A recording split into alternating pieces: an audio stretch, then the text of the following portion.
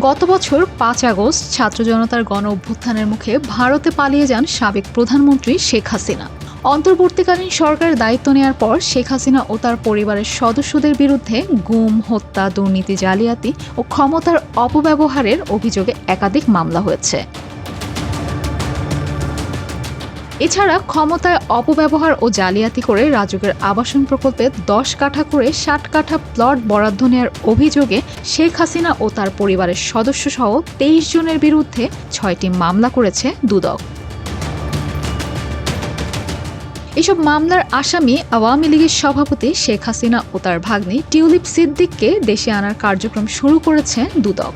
মঙ্গলবার রাজধানীর সেগুনবাগিচায় দুর্নীতি দমন কমিশনের কার্যালয়ে সাংবাদিকদের এ তথ্য জানান কমিশনার ব্রিগেডিয়ার জেনারেল অবসরপ্রাপ্ত হাফিজ আহসান ফরিদ।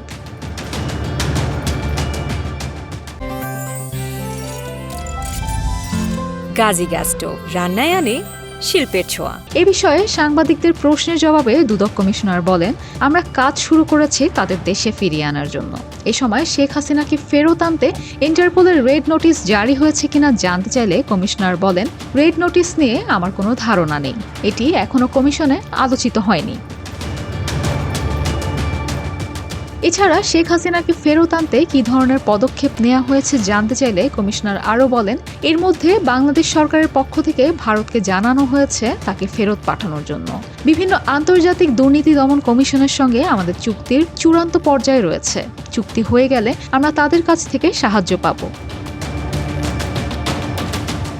তাছাড়া লন্ডন থেকে টিউলিপ সিদ্দিককে দেশে ফিরিয়ে আনার প্রসঙ্গে প্রশ্ন করা হলে হাফিজ আহসান ফরিদ বলেন, আমরা এখান থেকে স্বরাষ্ট্র মন্ত্রণালয়ে নথি পাঠিয়েছি, যেটাকে মিউচুয়াল লিগ্যাল অ্যাসিস্ট্যান্স রিকোয়েস্ট বলে।